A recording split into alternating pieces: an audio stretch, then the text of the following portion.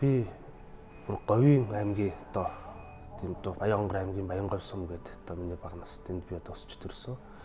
Тэгээд Говийн одоо сумын сургуулаа 8 жилийн төгсөөд тэгээд аймгийн төвийн сургуульд иртлээ.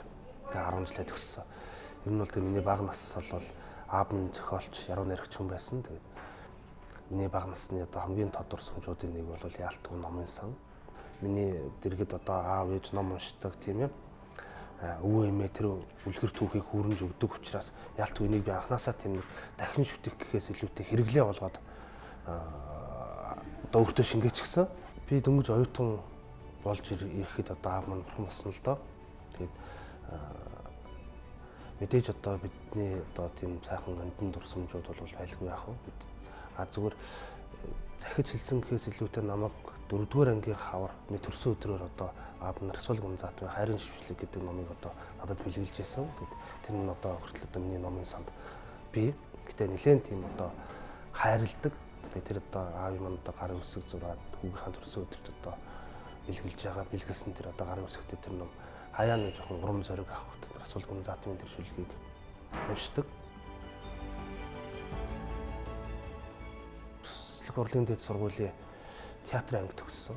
Яг хоо театрын анги гэдэг бол мэдээж маш их одоо дэлхийн сонгодог жүжигийн зохиолуудтай танилцсах тийм юм.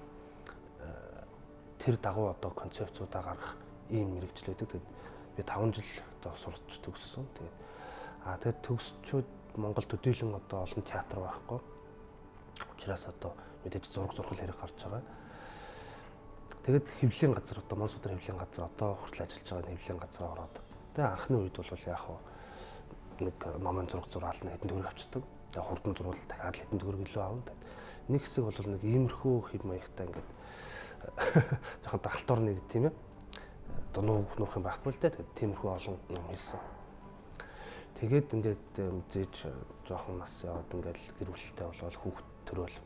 Тэгээд өөрийнхөө хийжсэн номнуудаас уншиж өгсөн л дөө. Тэгээд үнэхээр одоо сэтгэл дундуур мэдрэмжийг би бол одоо хийжсэн номнуудаас авсан.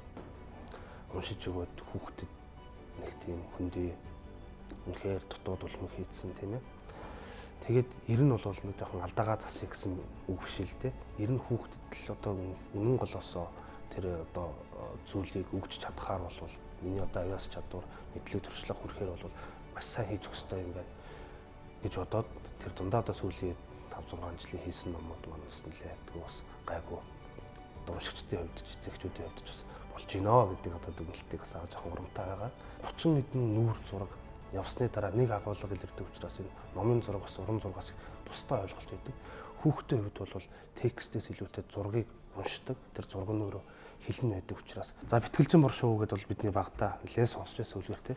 Тэгээ энийг бол ингээд энэ юуны тухай өгүүлдэг вэ гэхээр зэрэг ач тусын тухай нийгмийн өнцгөөс харахад тус гэдэг бол зүгээр л хариу нэгтгэх зүйл юм байна.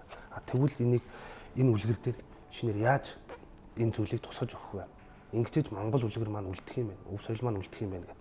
Нэг талаар концепц нь нөгөө талаар бол ядчил одоо тэр хээж шимэглэл байдаг юм уу те? Тэр болгоныг нэг шингээгээд л одоо явахыг одоо жишээлбэл одоо энэ өвс ургамал дээр Монгол хээж шимэглэл байх юм уу гэх мэт ингээд баг багаар ингээд шингээж хүүхдэд нэг жоохон нүдэнд нь тусч яадаг те. Энэ нь магадгүй бас хязээ хойно одоо над шиг ингээд нэг альва зүйлдээ хэрэглээд чинь яваасаа гэж бодож л ингээд ном болол ингээд хэлбэтэд байгаа.